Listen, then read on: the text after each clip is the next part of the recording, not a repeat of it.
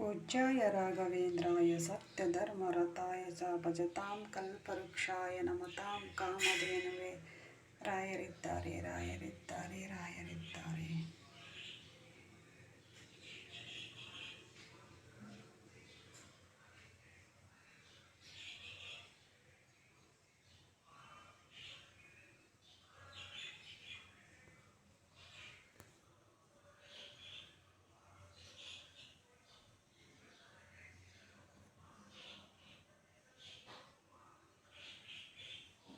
ಎಲ್ಲರಿಗೂ ನಮಸ್ಕಾರ. Welcome to my channel.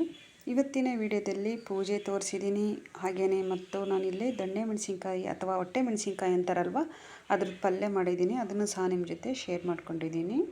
ಕೊನೆಯ ತನಕ ವಿಡಿಯೋ ನೋಡಿ, ಎಲ್ಲಿ ಸ್ಕಿಪ್ ಮಾಡಬೇಡಿ. ಬಿಗಿನರ್ಸರಿಗೆ ತುಂಬ ಹೆಲ್ಪ್ ಆಗ್ಬೋದು ಅಂತೇಳಿ ಮತ್ತೊಮ್ಮೆ ನಿಮ್ಮ ಜೊತೆ ಶೇರ್ ಮಾಡ್ಕೊಂಡಿದ್ದೀನಿ.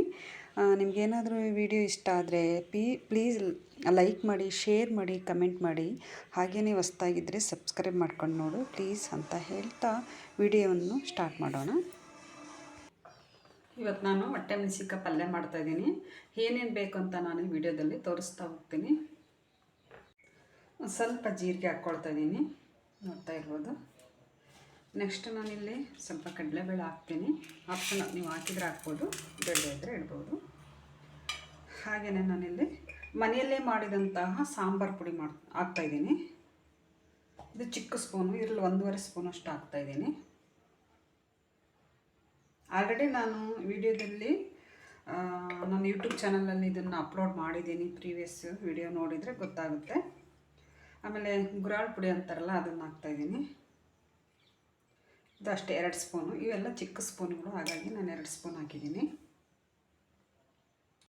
ಒಂದು 2 ಈರುಳ್ಳಿ ತೊಗೊಂಡಿದ್ದೆ, ಚಿಕ್ಕವು. ಸ್ವಲ್ಪ ಕೊತ್ತಂಬರಿ ಸೊಪ್ಪು, ಕರಿಬೇವು ಸೊಪ್ಪು ಹಾಕ್ಕೊಳ್ತಾ ಇದ್ದೀನಿ.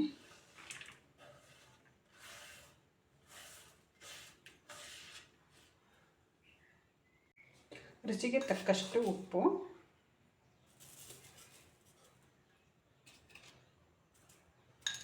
ಕಲ್ಲುಪ್ಪಾದ್ರೆ ಹಾಕಿ, ಇಲ್ಲಾಂದರೆ ಸಣ್ಣ.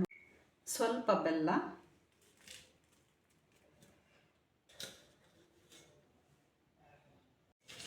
ಅದಕ್ಕೆ ನಾನು ಹುಣಸೆ ರಸ ಹಾಕ್ತಾಯಿದ್ದೀನಿ, ಹುಣಸೆ ಹಣ್ಣಿನ ರಸ.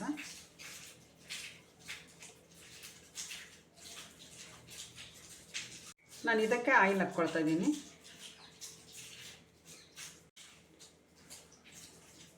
ಇದನ್ನೆಲ್ಲ ನಾನು ಒಟ್ಟಿಗೆ ಕಲಸಿ ಹೊಟ್ಟೆ ಮೆಣಸಿನ್ಕಾಯಿ ಅಥವಾ ದೊಣ್ಣೆ ಮೆಣಸಿನ್ಕಾಯಿ ಅಂತಾರೆ, ಇದಕ್ಕೆ ತುಂಬಿ ಪಲ್ಯ ಮಾಡ್ತಾಯಿದ್ದೀನಿ. ಇದು ಮಧ್ಯಾಹ್ನದ ಲಂಚಿಗೋಸ್ಕರ.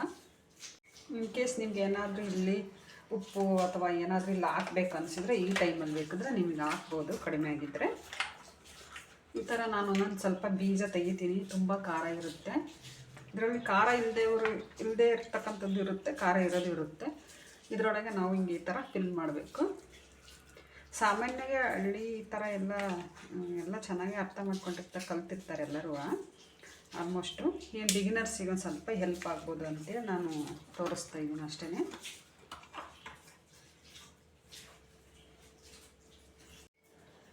ಎಲ್ಲ ನಾನು ಇದು ಕುಕ್ಕರ್ಗೆ ಹಾಕ್ತಾಯಿದ್ದೀನಿ, ಬೇಗ ಆಗುತ್ತೆ ಅಂತೇಳಿ.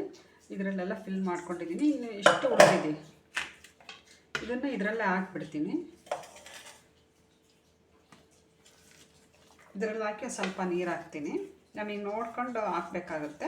ನಾನು ಸಾಮಾನ್ಯವಾಗಿ ಇದು ಎಲ್ರಿಗೂ ಗೊತ್ತಾಗಿರುತ್ತೆ, ಬಟ್ ಬಿಗಿನರ್ಸ್ ಯಾರಾದರೂ ಇದ್ದರೆ ಹೆಲ್ಪ್ ಆಗುತ್ತೆ ಅಂತ ಮತ್ತೊಮ್ಮೆ ನಿಮ್ಮ ಜೊತೆ ಶೇರ್ ಮಾಡಿಕೊಂಡೆ. ಬೀಜ ಇಷ್ಟು ತೆಗೆದಿದ್ದೀನಿ ನೋಡಿ, ಯಾಕಂದರೆ ತುಂಬ ಖಾರ ಇದೆ. ಖಾರ ಇದ್ದರೆ ತಿನ್ನೋಕ್ಕಾಗಲ್ಲ ಅಂತೇಳಿ ತೆಗೆದಿದ್ದೀನಿ.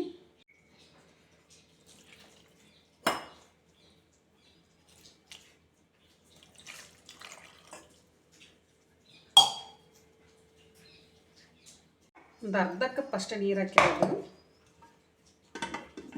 ನಾನಿದು ಮಧ್ಯಾಹ್ನ ಲಂಚ್ಗೋಸ್ಕರ ಮಾಡ್ತಾಯಿದ್ದೀನಿ. ಬೆಳಗ್ಗೆ ನಾನು ಮುದ್ದೆ, ರ್ಯಾಡಿಶ್ ಸಾಂಬಾರು ಮತ್ತು ಮುದ್ದೆ ಮಾಡಿದ್ದೆ.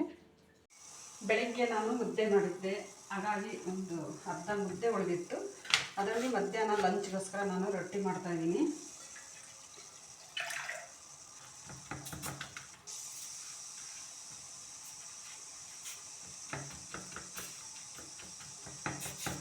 ನಮ್ಮ ಹಳ್ಳಿಯಲ್ಲಿ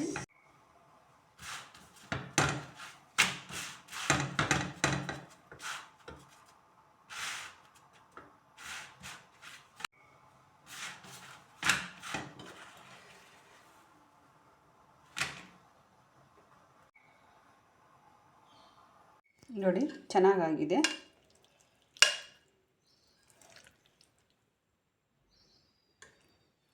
ತುಂಬ ಚೆನ್ನಾಗಾಗಿದೆ. ನೀವು ಒಂದು ಸಲ ಈ ಥರ ಟ್ರೈ ಮಾಡಿ. ಯಾರಾದರೂ ಬಿಗಿನರ್ಸ್ ಇದ್ದರೆ ಕುಕ್ಕರ್ದಲ್ಲೇ ಹಾಕಿ ಒಂದು 2-3 ವಿಷಲ್ ಹಾಕ್ಸಿದ್ರೆ ತುಂಬ ಚೆನ್ನಾಗಿ ಬರುತ್ತೆ. ಕೊನೆಯವರೆಗೂ ವಿಡಿಯೋ ನೋಡಿದ್ದಕ್ಕಾಗಿ ಧನ್ಯವಾದಗಳು. Thank you.